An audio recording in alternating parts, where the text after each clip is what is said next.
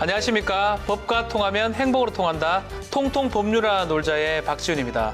오늘도 저와 함께 법 이야기를 전할 네 분 소개합니다.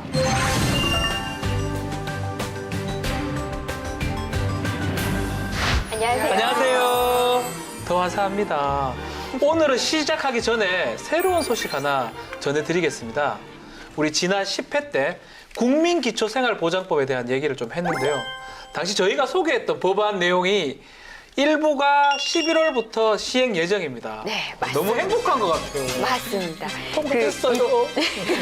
2014년 네. 송파 세모녀 사건을 계기로 꾸준히 폐지 네. 논란이 있었던 게 바로 부양 부양 의무제. 의무제였어요. 이게 무엇이냐면 자녀가 부모를 부양하는 게 먼저다라는 내용인데요. 좀 더 쉽게 말씀을 해드리면 기초수급자를 정할 때 그 기초수급자 신청한 사람의 그 사람만의 능력뿐만 아니라 자식들, 자녀들의 다 능력을 같이 보는 봤죠. 거였어요.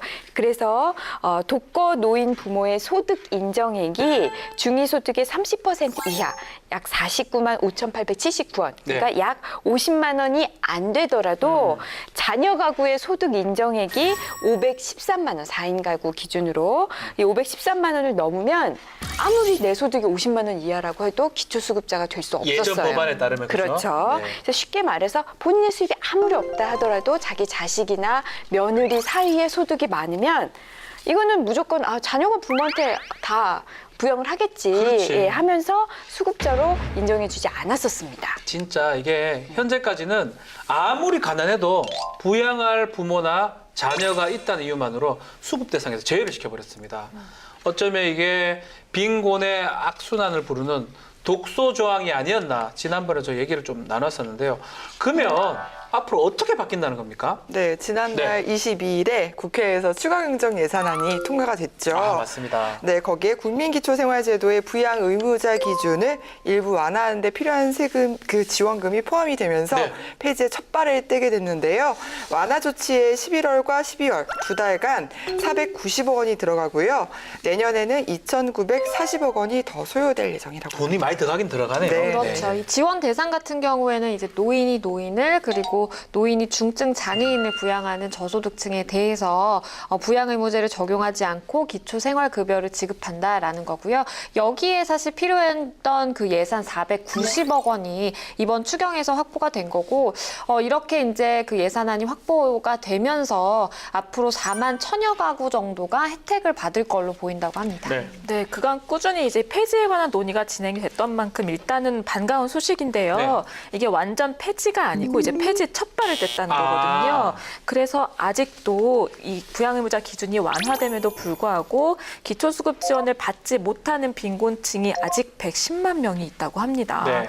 그래서 여전히 이제 정말 폐지를 하라 이런 시위가 계속되고 있는 거고 또 그래서 이걸 전면 폐지를 하기 위해서 예산을 살펴보니까 얼마 들어요? 연간 10조 원이 들어요. 10조요? 네, 10조 원이 달할 것으로 예상이 돼요.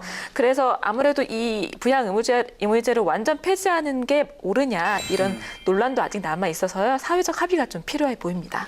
뿐만 아니라 이 부양 의무제를 폐지한다라고 했을 때 반대 목소리 중에 하나가 네. 부정수급자들이 분명히 늘어날 것이다 이런 목소리가 있었잖아요. 부독적 회의. 그렇죠. 네. 그래서 이 부정수급자를 막기 위한 어떤 그 심사 절차를 좀 엄격하게 하거나 또 내지는 이거를 발각되었을 때 그 부정수급한 사람들의 어떤 처벌 강화 이런 제도도 마련해야 된다라는 목소리도 있습니다. 아마도 우리나라의 효문화 때문에 부양 의무제가 지금껏 이어져 왔던 것 같은데 폐지의 첫 발을 내디딘 만큼 현명하고 꼼꼼한 법 제정으로 다시는 기초생활의 어려움 때문에 눈물 짓는 사람이 없었으면 좋겠습니다. 자세한 내용은 보건복지부 홈페이지에서 확인이 가능하니까 참고하시기를 바라면 좋을 것 같습니다. 저희가 이렇게 소개했던 법안이 통과되니까 기분이 좀 너무 그쵸. 묘하고 네. 좋아요. 맞아요. 그런 것 같아요. 그러면 오늘 다룰 주제는 뭡니까? 노인분들을 네. 위한 얘기로 문을 열었으니까 이어가 볼까 해요. 보건사회연구소가 60세 이상 노인을 대상으로 어떤 질환이 가장 두렵냐 질문했을 때 1위가 뭐였을 것 같으세요? 암 아닙니까? 암. 저도 암이 제일 먼저 떠올랐는데요. 네. 1위는 치매였습니다. 치매요? 네, 설문에 응한 60세 이상 노인의 44.3%가요. 뇌졸중이나 암보다 치매를 더 두려워하는 것으로 나타났습니다. 그렇죠. 그리고 사실 포털 사이트 조사 결과만 보더라도 네. 암보다는 치매가 검색 빈도가 훨씬 높았거든요. 근데 한국인의 사망 원인이 아직도 1위는 사실 암이기는 해요. 암이죠. 네. 하지만 사람들의 이제 관심과 궁금증이 더 많은 것은 좀 치매에 같다는 생각도 들더라고요. 왜 이렇게 관심이 많냐면 네. 실제로 치매 환자가 날로 증가하고 있기 때문이에요. 증가하다. 예. 그 보건복지부 자료를 보면요. 지금 우리나라의 치매 환자가 몇 명쯤 될까요?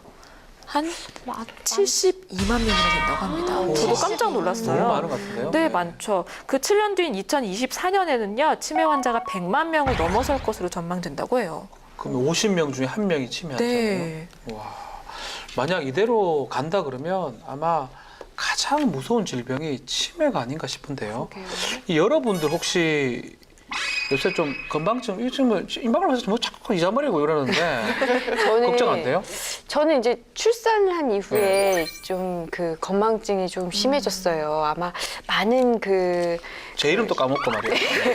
많은 분들이 아마 저랑 비슷한 경험 하셨을 것 같은데 이게 뭘 까먹었다라는 정도가 아니라 어느 정도의 그 건망증이냐면 내가 예전에 무슨 건망증으로 고생을 한 적이 있는데 무슨 사연 때문에 내가 건망증, 그러니까 건망증 조차 까먹었다는 거예요? 건망증을 겪은 그 에피소드조차 잘 생각이 안 나요.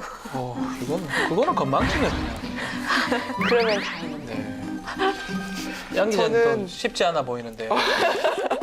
어렸을 때 네. 그 돌아가신 친할아버지께서 치매를 잠깐 앓으셨었어요. 아, 진짜로? 그 어렸을 때 기억에 할머니도 못 알아보시고 아들도 잘 못 알아보시고 아들이 당연히 커가지고 이런 뭐 저 같은 딸이라든지 자식들을 낳았을 거라고 상상도 못 하시는 거죠. 그런 모습을 보면서 아, 이게 가족들한테는 정말 상처가 될 수도 있는 네. 무서운 질환이구나 그런 막연한 두려움만 가지고 아. 있었거든요.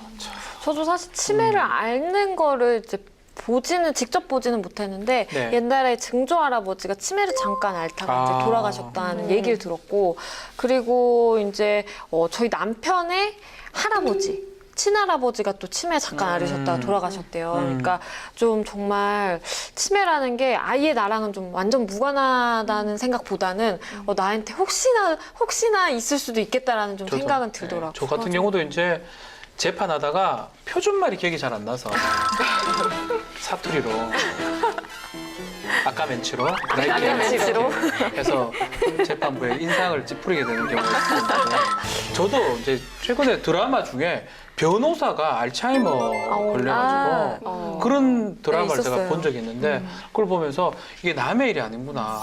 나한테 닥칠 수도 있고 우리 가족한테 닥칠 수 있는 일이 아니구나. 일이구나 생각한 적이 있어요. 박세 기자님도 좀 그런 경우가 좀 있나요? 저는 좀 창피하긴 한데 네. 그런 적 좀 있으시죠? 안경 끼고 있는데 내 안경 어디? 나 안경 끼고 세수하는 네, 거. 저는 진짜 엄청 자주 그래요. 그쵸? 엄마랑 통화하는데 엄마 잠깐만 나 핸드폰 좀 찾고 막 이러는 맞아요. 좀 걱정이 되고 또 여성이 치매 걸릴 확률이 네. 높다고 하더라고요. 그리고 또 요즘에 술 많이 먹으면 또 알코올성 치매 이것도 좀 걱정이 됐고. 저도 걱정이 되긴 네. 한데 이 치매 환자가 많이 증가하는 만큼 비용 또한 해마다 많이 증가하고 있습니다. 총 관리 비용이 13조 2천억 원이었는데 2015년이 그랬는데 2020년이 되면 18조 8천억 원이 된다고 이제 예상이 된다고 합니다. 치매가 지금 남의 일이 아닌데 오늘은 치매 얘기를 좀 나눠보려고 하는데 어떤 법이 치매랑 관련이 있습니까? 네, 오늘 우리가 살펴볼 네. 법은 두 가지인데요. 노인복지법과 치매관리법입니다. 우선 치매관리법? 노인복지법은 1983년에 제정됐는데요. 노인의 보건복지 증진을 위해서 만들어진 법입니다. 노인의 질환을 예방하고 조기에 발견해서 치료하고 요양해서 심신의 건강을 유지하기 위해서 또 노후의 생활 안정을 위해 어떤 필요한 조치를 강구하자라는 네. 내용이 담겨 있고요. 다음으로 이 치매관리법은 2011년에 제정된 법이에요. 좀 따끈따끈한 법이죠. 치매로 인한 어떤 개인적 고통, 피해, 또 사회적 부담을 줄이고 국민 건강 증진에 이바지함을 목적으로 제정된 법인데요. 내용으로는 치매를 예방하고 진료하고 요양, 한 이런 것과 관련된 정책을 종합적으로 수립하고 시행하는 그런 내용을 담고 있습니다. 야, 저도 이제 법률을 공부하면서 국내의 보건의료 법률 중에 병명을 딴 법은 처음 봐요.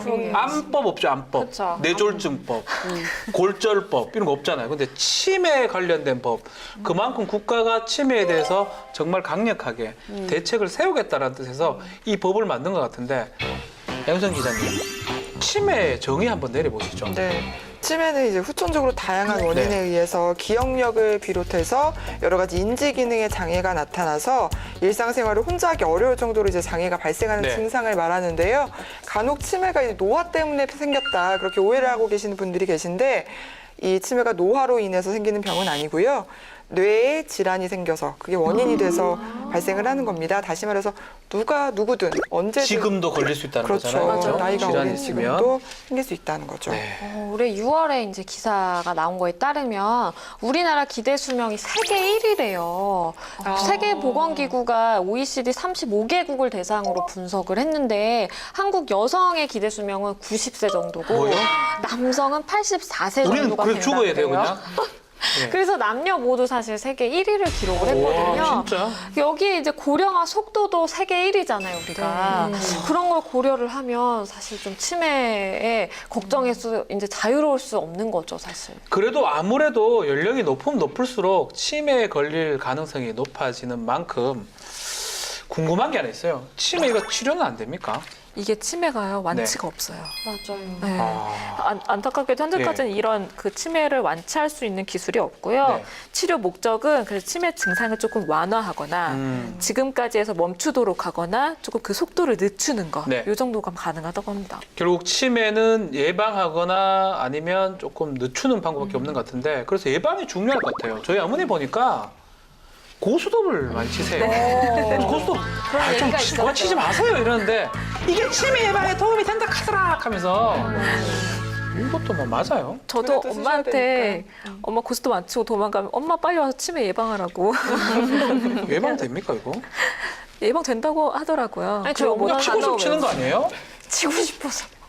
저희 엄마 같은 경우에는 아니 수학 공부를 하지. 아니 어느 날 정말 막 수학이 있는 이렇게 숫자가 있는 막 그런 거를 핸드폰으로 막 하고 계신 거예요. 그래서 뭐 하시냐고 그랬더니 그게 그냥 뭐 믿거나 말거나 치매에 도움이 된다고 하더라. 네. 이렇게 수도쿠 게임 있잖아요. 그거를 그렇게 열심히 하고 인수분해를 해보시죠. 중독이 되셔가지고 그러더라고요. 네. 야. 주변 어르신들 진짜. 보면은 영양제 같은 것도 뇌에 좋다는 거 드십니다. 많이 챙겨 비타민 같은 드시고 거, 예. 그리고 뇌 건강을 위한 책 같은 거 판매율이 엄청 높다고 하더라고요. 그리고 뭐 아까 말씀하셨던 것 같이 그런 머리를 쓰는 두뇌를 쓰는 게임들 많이 하시는 것 같고 손에 많이 움직이시는 것들 손에? 많이 하시는 것 같고 하토를 치게 되면 고수도 치면 이게 손을 스냅이 그죠? 이렇게 이렇게 하고 생각도 하고 계산도 상대의 하고. 패를 읽고 이게 정답인 것 같긴 한데요.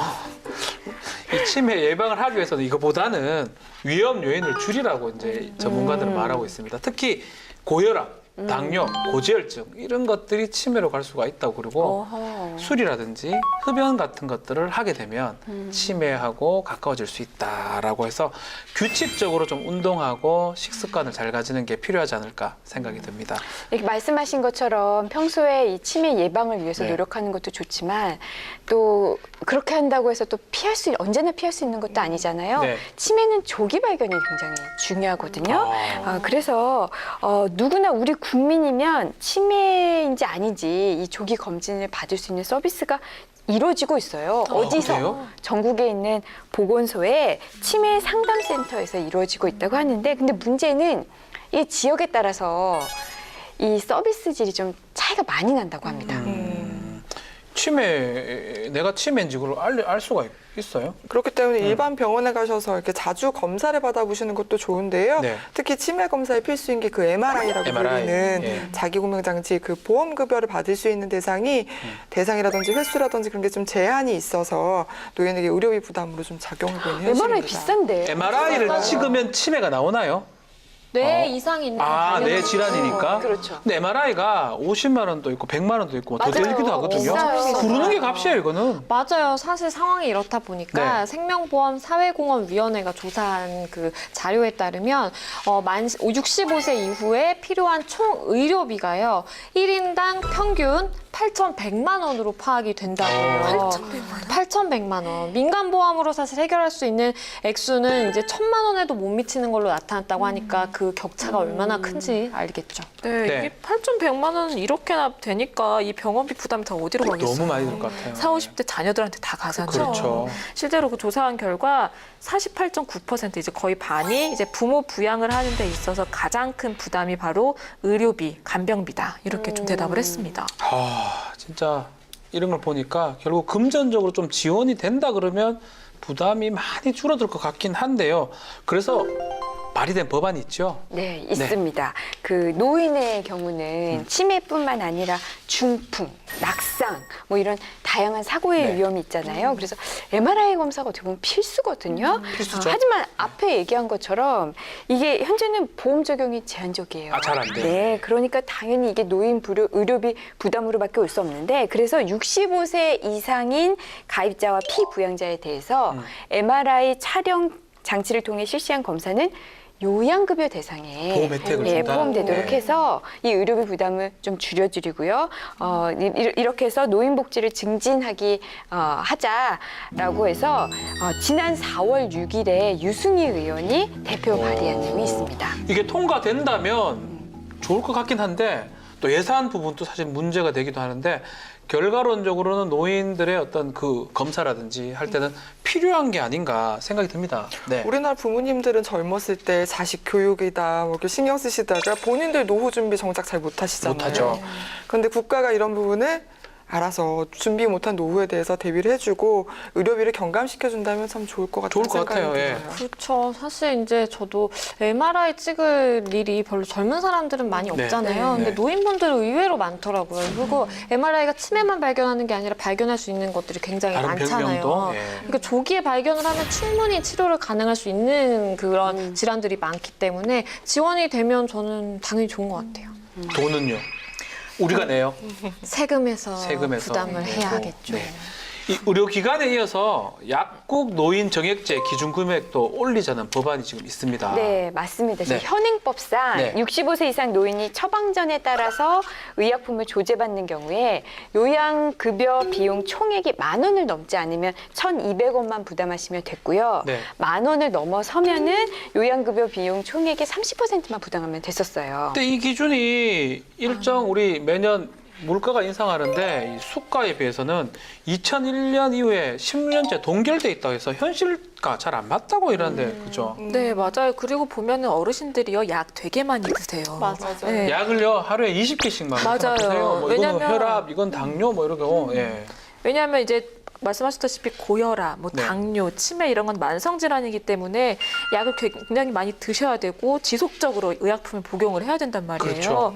그러니까 이 의약품 처방 조제에 대한 부담이 좀 있는 거죠. 10,000원에만 이렇게 돼 있으면. 그래서 지난 3월 9일에 박인숙 의원이 대표 발의한 게 있어요. 네. 뭐냐면 대통령령으로 정하는 일정 연령 이상의 건강보험 가입자와 피부양자가 약국 또는 희귀 의약품센터에서 처방전에 따라 의약품 조제를 받을 때 요양급여 비용 총액이 15,000원을 넘지 않으면 네. 요양급여 비용 총액의 10%만 부담하고 오. 15,000원을 넘는다 그러면 20%만 부담하도록 하는 그런 내용의 발의안이 발의됐습니다. 개정안. 이것도 이런 뭐- 약국 네. 노인 정액제를 기준을 올려달라는 네. 요구가 많았으니까 이런 개정안이 나오지 않았겠어요? 그렇겠죠. 저희 부모님 같은 경우도 이제 많이 연로하시지도 않은데 약국 많이 가세요. 영양제 정말 집에 가면은 질비하더라고요. 많죠. 식탁의 반은 거의 영양제예요. 네. 그리고 아무래도 약 복용하실 것도 이제 나이가 드실수록 연세가 드실수록 많아지는데 이런 게 아무래도 점점 더 부담으로 다가올 수 있는데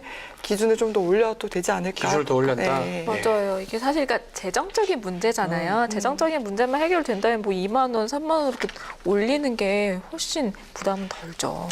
그렇습니다. 이거 재정적 문제만 해결된다면 뭐 금액 올리는 거는 당연히 해야 되는 것 같은데 치매를 예방하거나 조기에 이제 발견해서 더 이상 진행 안 되도록 하는 게 중요한데 관리가 참 어렵다면서요. 이게.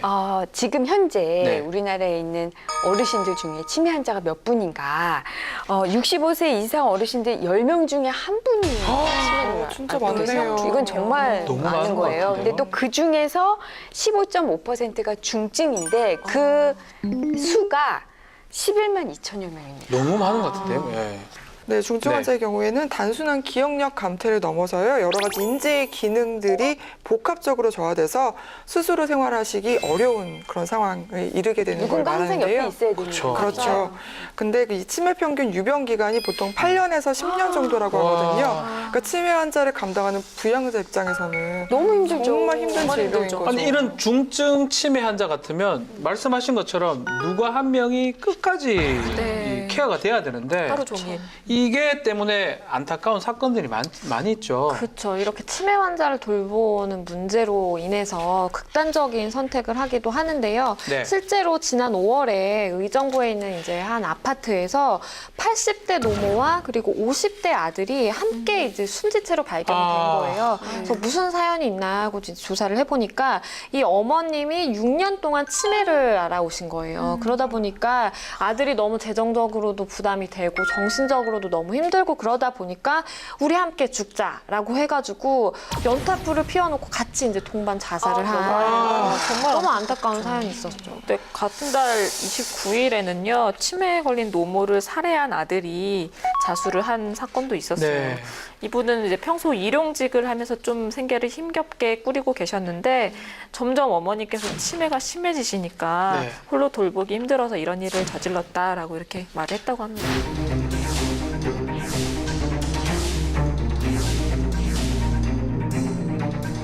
그러니까 한 명의 치매 환자만 있어도 지금 가족이 진짜 어려운데 치매 치료하는데 물질적으로도 어렵고 정신적으로도 어렵다 보니까 이런 일이 일어나는 것 같습니다.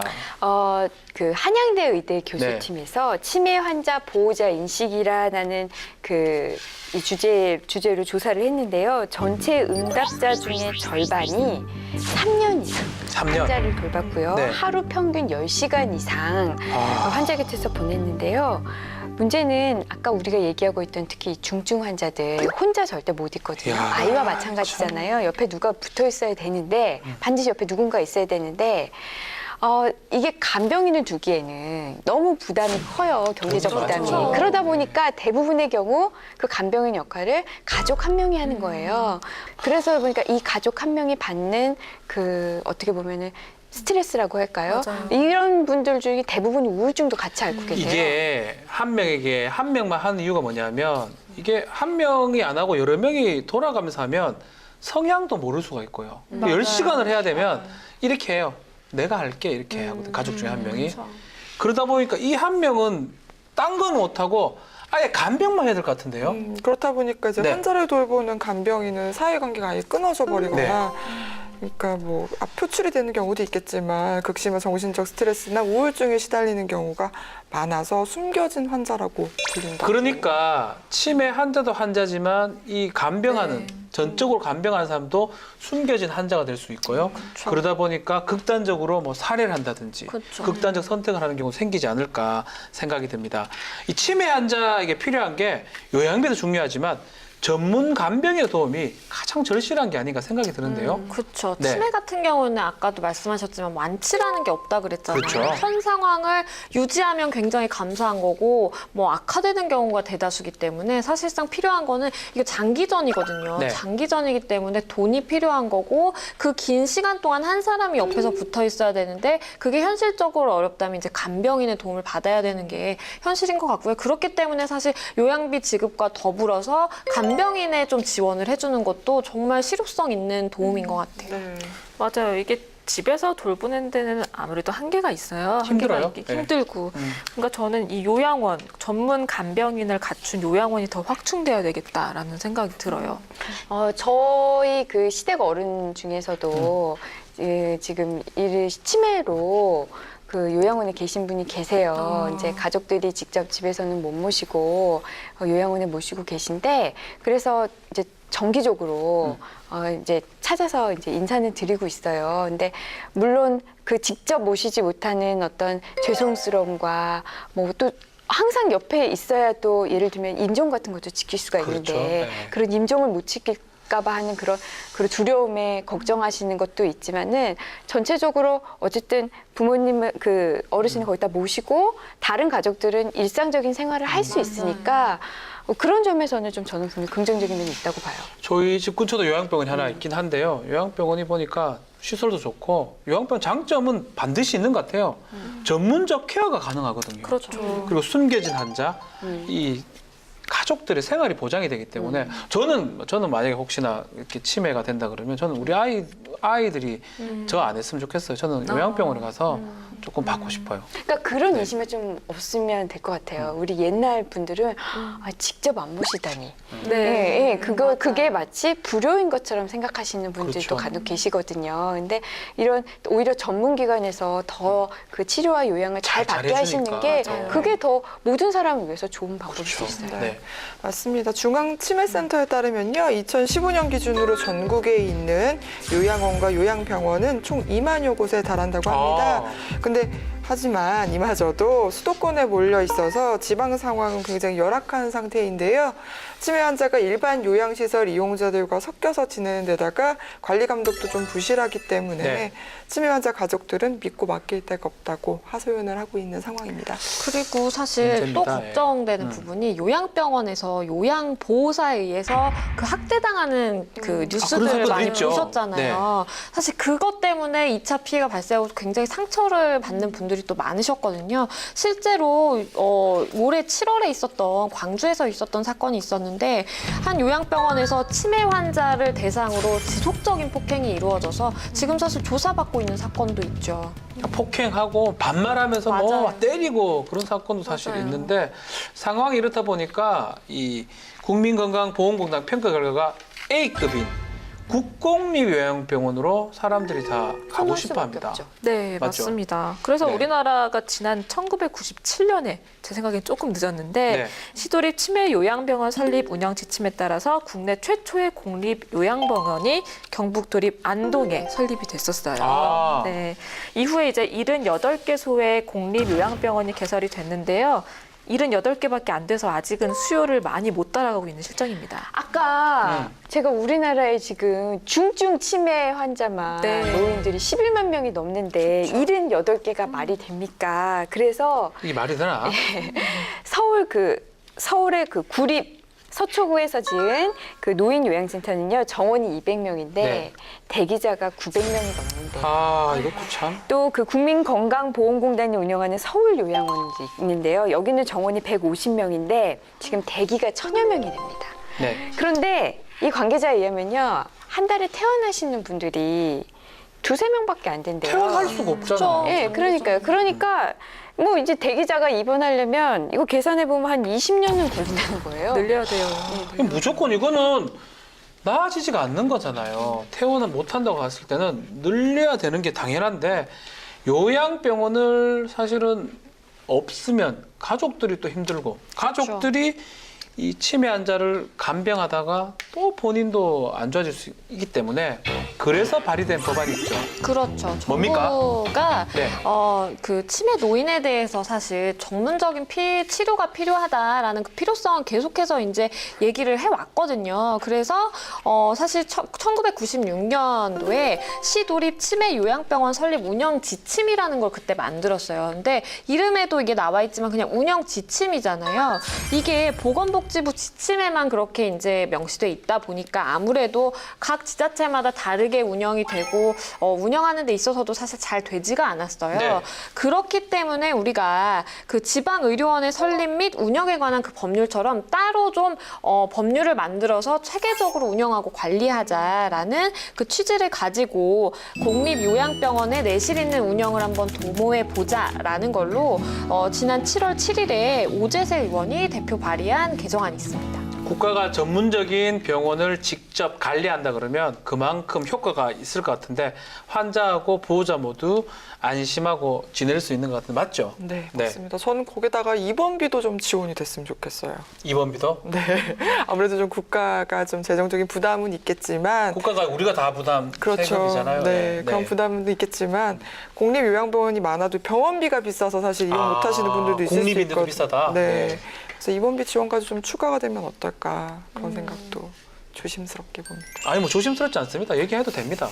아직까지 발의된 법안이기 때문에 이게 아직 실현될 것 같지는 아직 좀 착잡한 마음으로 보는데 외국 사례를 한번 봐야 될 것 같아요. 네. 해외는 어떻게 치매에 대해서 대처를 하고 있습니까? 장수 국가로 유명한 이제 일본은 노령화 사회로 접어들었잖아요. 잘할 것 같은데 치매에 네, 대해서. 그래서 예. 치매에 대한 대책도 되게 발빠르게 마련을 하고 있어요. 네. 지난 1986년에 치매성 노인 대책 추진 본부를 만들어서 이제 우리나라에 갖고 있는 노인 장기 요양 보험과 비슷한 제도를 운영을 하고 있는데요. 네. 치매로 인해서 스스로 생활하기가 어려운 사람들에게 목욕이나 간호 이런 서비스를 제공을 하고요. 또 치매로 인해서 좀 길 잃어버리시는 분들이 많아요. 행방불명을 막기 위해서 DNA 등을 다 데이터베이스로 딱 마련을 해놓고 있다고 합니다. 이야. 영국 같은 경우는요, 치매에 대한 어떤 대중의 인식과 이해 증진을 위해서 어떤 대대적인 캠페인을 벌였다고 하는데요.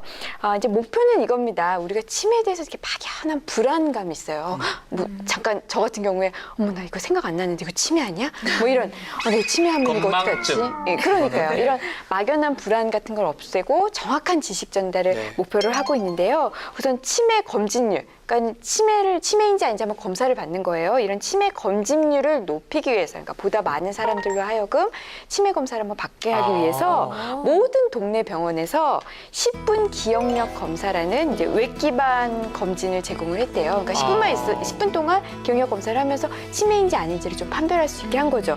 이걸로 인해서 2015년에 이 치매 검진율을 80%까지 올렸다고 합니다. 우리도 그 시장에 가면 알아요?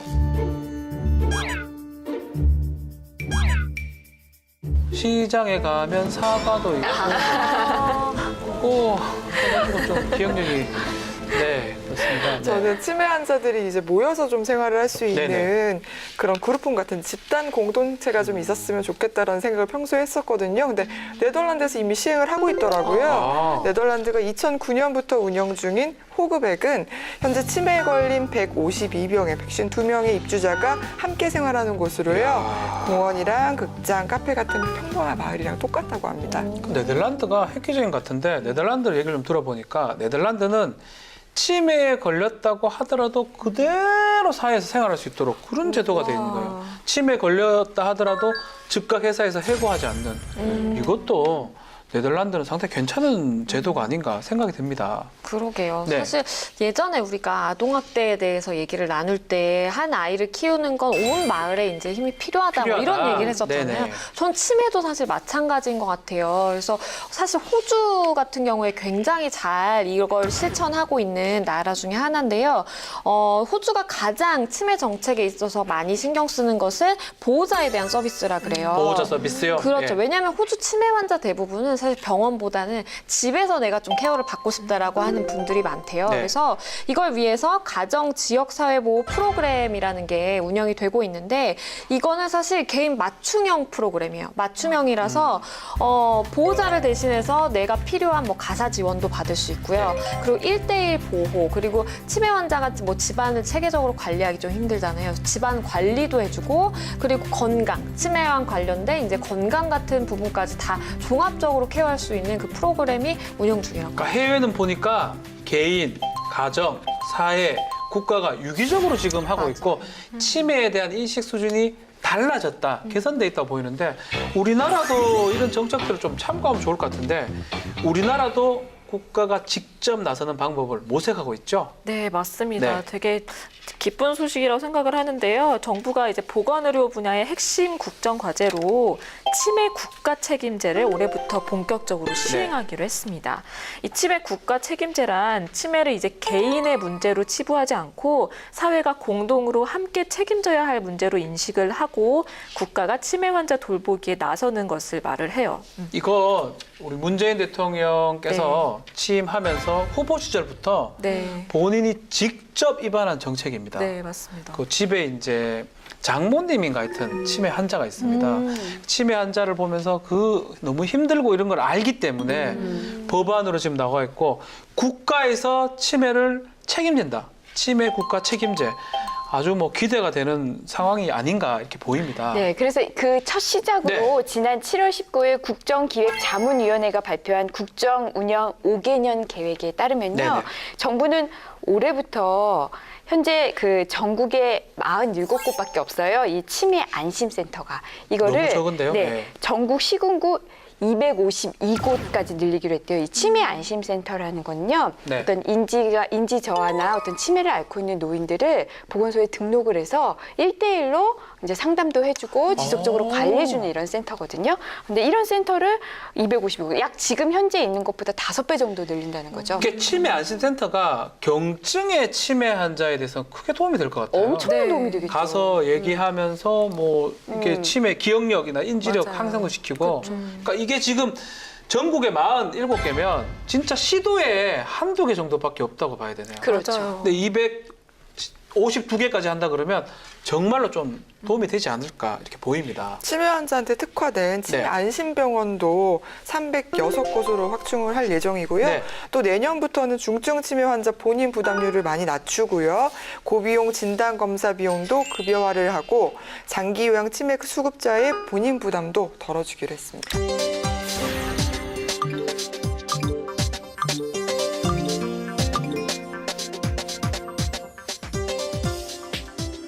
그리고 여기에 더불어서 네네. 뭐 아직 본격적으로 논의된 거는 아니지만 치매라는 그 용어를 좀 바꿔야 된다라는 의견도 사실 많아요. 아. 이게 보건복지부에 따르면 치매라는 게 어리석다라는 그 뜻을 가지고 있기 때문에 우리가 좀 적합한 용어를 바꿔야 된다. 그럼 뭐라고 불러야 되느냐? 뭐라고 해야 됩니까? 이게 인지증이나 아니면 인지장애증이라는 그 용어로 바꿔야 된다라는 의견도 또 있더라고요. 이게 한 연예인은 이걸 사랑이라고 부르자고 사랑? 하는 사람도 있어요.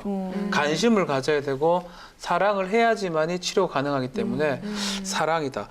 차라리 뭐 알츠하이머라는 네. 외국 학명이 더 좋아 그쵸. 보이고 치매는 약간 뭔가 부족해 보이고 인지 장애증도 부족해 보이기 때문에 요 병명도 바꾸는 것도 좀 논의가 돼야 되지 않을까 생각이 듭니다. 치매 얘기 좀 나눠봤는데 어떻습니까? 저는 조금 답답하기도 하지만 그래도 이렇게 빨리 대처를 하면 이 치매에 대해서 또 해결 방안이 있지 않을까 생각도 들긴 하는데요. 저는 네. 얼마 전에 우연히 이 치매에 관련한 책을 봤는데요. 네네. 이게 굉장히 좀 정말 슬픈 비극인 게 뭐냐면 이제 이 증상이 시작되면 제일 먼저 있는 사람이 가장 가까운 사람이래요. 아. 가장 가까운 배우자랑 자식들 먼저 잊어버리는 거예요. 그러니까 이 보호자들이 거기서 오는 그 스트레스가 엄청나고 너무 슬픔을 많이 겪는다는 거예요. 그래서 아까 그 호주의 사례처럼 그 보호자를 좀 지원하는 시스템, 그게 좀 우선돼야 되지 않을까 좀 그렇게 생각을 했습니다. 그러니까 가장 가까운 사람의 가장 가까운 기억부터 네, 그렇다고 잃어버린다 그러더라고요. 그래서 나중에 어릴 때를 기억하고 있고 아니면 기억을 잃어버린다고 하더라고요. 맞아요.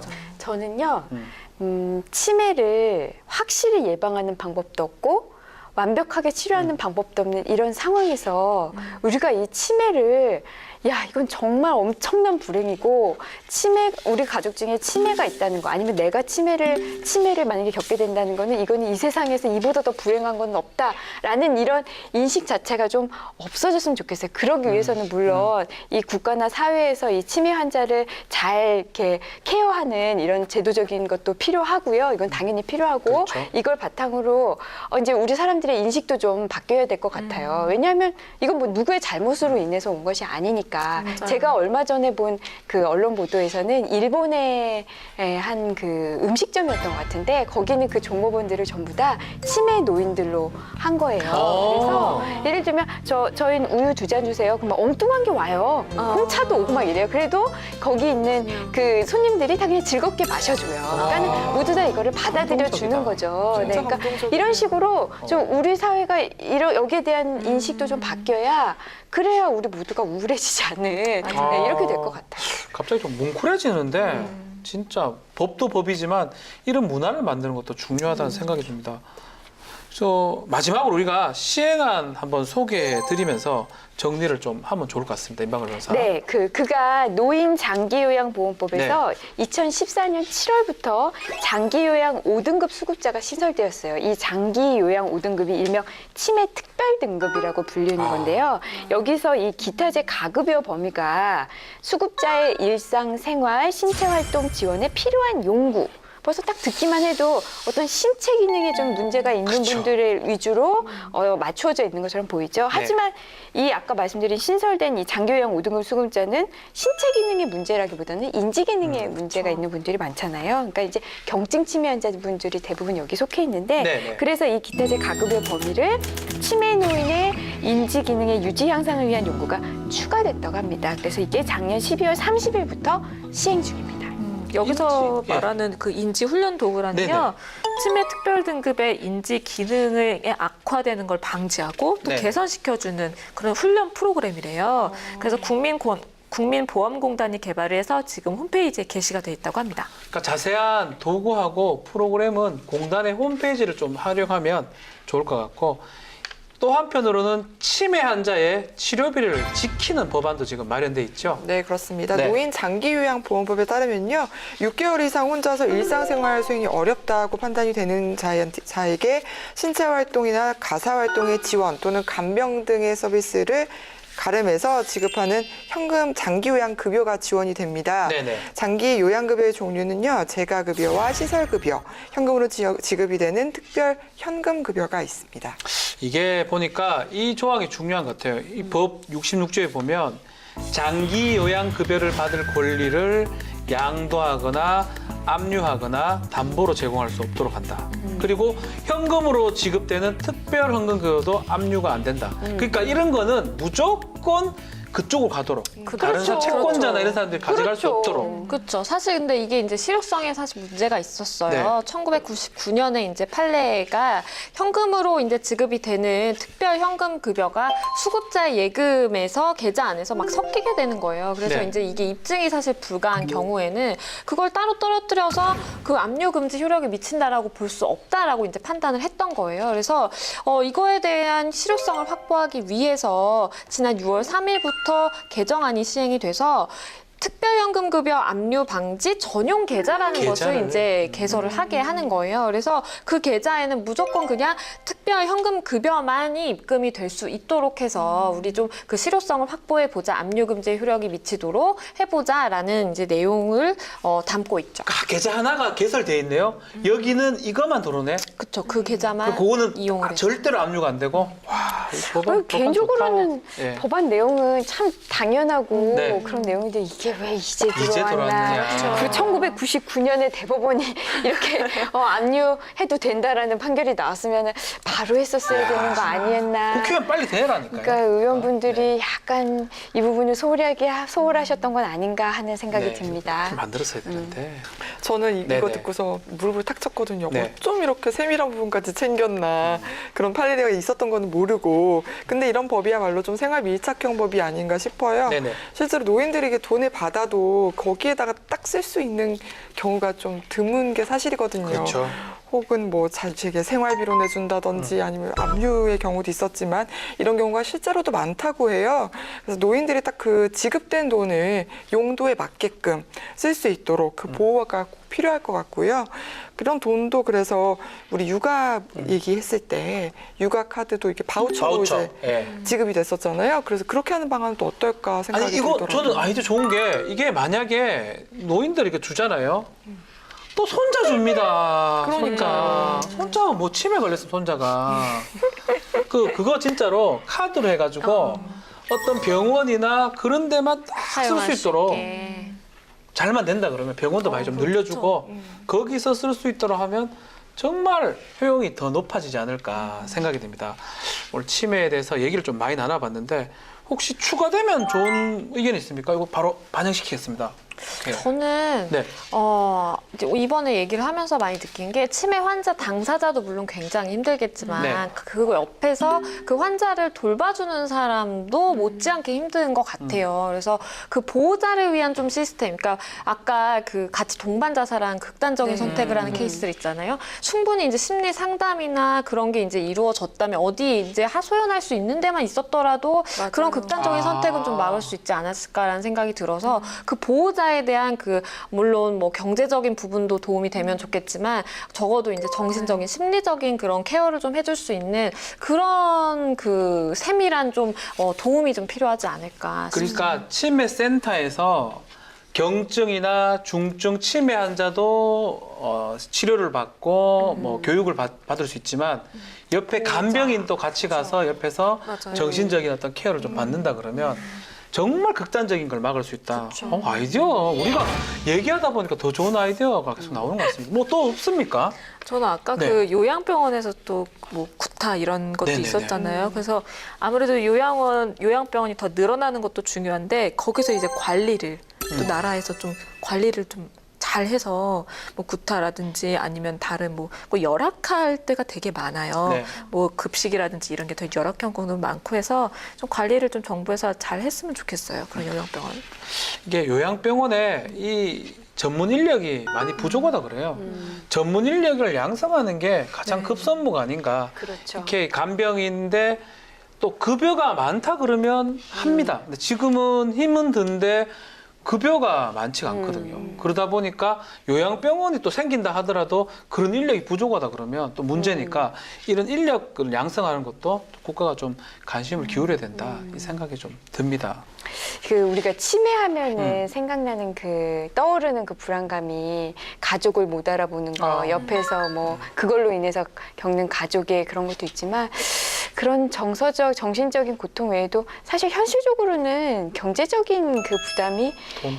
상당합니다. 왜냐하면 그 앞에서도 우리 설명했지만 비용이 많이 드니까 만약에 집에 간 가족 중에 치매 환자가 딱 생기면 바로 그게 자녀들 아니면 다른 가족들에게 어떻게 보면은 심할 경우에는 파산으로도 이어질 수 있거든요. 그렇죠. 네. 그러니까 그런 부담은 좀 국가가 나눠서 져주는 게 국가가 져야 된다. 맞는 것 같고, 그러니까 치매에 걸렸다고 했을 때 이 개인이 걱정할 거는 이제 잘 못 알아볼 수도 있겠구나. 요거에만 그쳤으면 좋겠어요. 이제 돈은 어떡하지? 뭐 이러면서 내 생활까지 다 안 되면 어떡하지? 이런 걱정까지는 안 하게 이미 가족을 못 알아보는 그 충격, 그 그렇죠. 고통만으로 충분하거든요. 그 고통 외에 다른 고통은 우리 국가나 사회가 짊어지는 것으로 그런 방향으로 좀 나아갔으면 좋겠습니다. 치매가 지금 많이 존재하고 있고요. 치매가 막 별난 것도 아니고 누구나도 일어날 수 있는 거기 때문에 치매를 받아들여야 되고 또 받아들이려면 국가나 사회,